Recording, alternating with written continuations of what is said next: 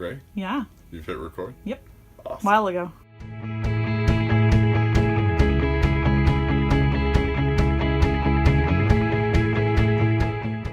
Well, for those of you who do not know, the pipes in our plane froze in Minneapolis because it was cold. Very, very cold. So the first thing that happened was it was freaking cold in Minnesota. And we were late to the next airport. So I thought we'd only have a little bit of time to wait for our next flight in Seattle. No, it didn't really work that way. And we missed our flight. And then we spent 7 hours in a Seattle airport, which I know way better than the Minneapolis airport now. We missed our flight, and we had some connections that tried to help us out with the airline, but we still missed it. So it stunk. I was really disappointed because I knew what we were missing out on. What did I learn? Well, at that point I still liked you because we were just leaving. So it was fun buying food we didn't need because we did get food vouchers.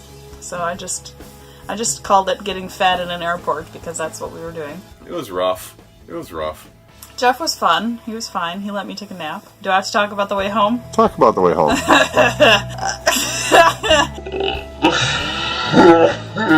For both flights back to Minneapolis, we did not sit next to one another. Jeff was upset about that, but inside I was jumping for joy because I did not want to look at him. I didn't want him to touch me. Coming back, I was sick, and they didn't sit us next to each other, which was apparently a good thing for Summer, but not a good thing for me because I was feeling horrible. I found out that when you spend 24/7 for all those 7 days plus one, oofda, just a little too much time with one person. So I was so thrilled to not have to sit next to my husband. I just wanted him to go away.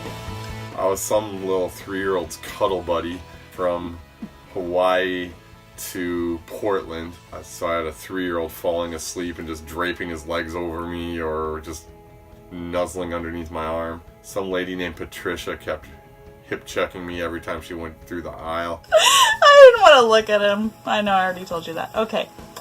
But yeah, that's what I learned.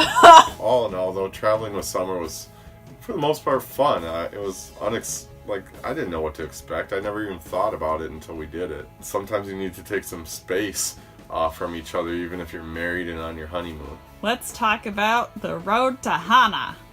Da-da-da. All right, so the road to Hana, my intentions for it was to do it the first full day we were there so we could kind of get a layout. It wasn't what I expected. It was nuts.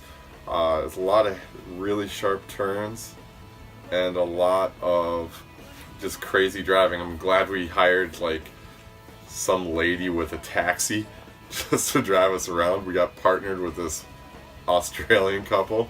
Oh, what did we have for breakfast? So the day starts by her calling and saying she's going to be late. So when she gets there, I think she felt bad about being late. So she bought us breakfast. So we had Spam breakfast burritos. I'm glad that's not a thing here in Minnesota. But the road to Hana itself, it was something you have to do if you're down in Maui. Just because it's so beautiful. And don't try to do it yourself unless you've done it before. If you do it yourself, you're cruising for a bruising. What was your favorite part? My favorite part, I think, when we hiked through the bamboo forest. Hawaii! Notice this Hawaiian shirt with long sleeves. Who knew you needed long sleeves in Hawaii? I guess winter in Hawaii is still chilly. And when I say chilly, I mean 75 degrees. I got cold, and I was not expecting to be cold at all. So I had to buy some long sleeve things. I did not pack correctly. I thought Hawaii was going to be a tropical paradise, because that's what they keep saying. It's lies. Maybe one of the other islands is that they're talking about. But Maui, one side was tropical. The other side was Montana. Cactus, prairie, ranch type. Flatlands, dry. Not like you think Hawaii would be. Tell me about whale watching. I am so glad I made Jeff go whale watching.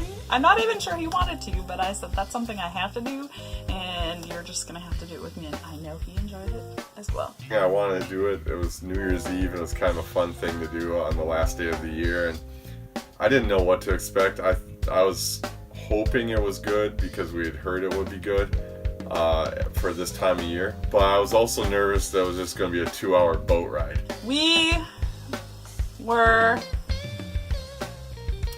I guess that particular bay in Maui is protected, and I'm sure that there are whales all around Hawaii, but I feel like they all just kind of congregate in that area off of Maui. And so there were whales everywhere you look. There's a whale here and a whale here and a whale here. And who knew that there were so many whales? But there were whales freaking everywhere. Humpback whales, not blue whales. Save the blue whales! They're dwindling in numbers. I learned that whales make me super giddy, as they should. They're huge animals. Watching how Summer reacted to seeing the whales was almost worth the price of admission for the whole trip. She enjoyed them that much, so it was good. I learned my wife loves whales. Love it, love it, love it! I got some footage.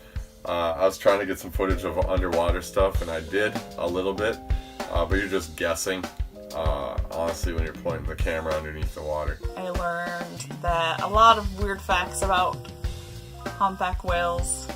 Would you like me to tell you some? Did you know a humpback whale is pregnant 11 months? Is it 11? It's 11. And they get pregnant in Hawaii, and then they go back to Alaska or the cold, and then they come back to Hawaii to have a baby and possibly get pregnant again. What else do I know? Did you know that a mother humpback whale does not have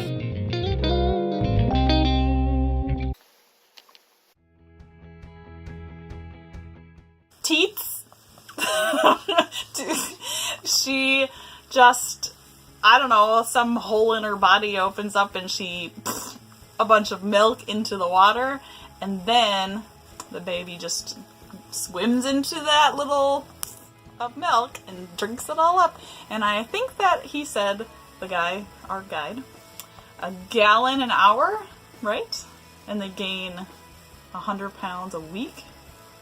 Those babies are monstrous. So in 1 week, we could have seen a baby whale this big, and then when we left, it was like this big. Probably bigger than me. I don't really know how big baby whales are. Oh, I also learned that the males, humpback whales, only want a piece of rear end, and they don't stick around for anything other than the purpose of being with the lady. So that's what we're dealing with here. They do, when they swim back to Hawaii, they're called escorts. And I had this impression that they were just protecting the baby and the mom from any dangers, because I thought that's what a man does, right? No. They're just swimming there, just waiting until they can get another piece of rear end. They don't care about protecting. Maybe, do you think they protect? I wasn't really listening. I was just jumping up and down and squealing because the little baby was breaching and showing off all the tricks. Shut it off. I don't know what else to talk about.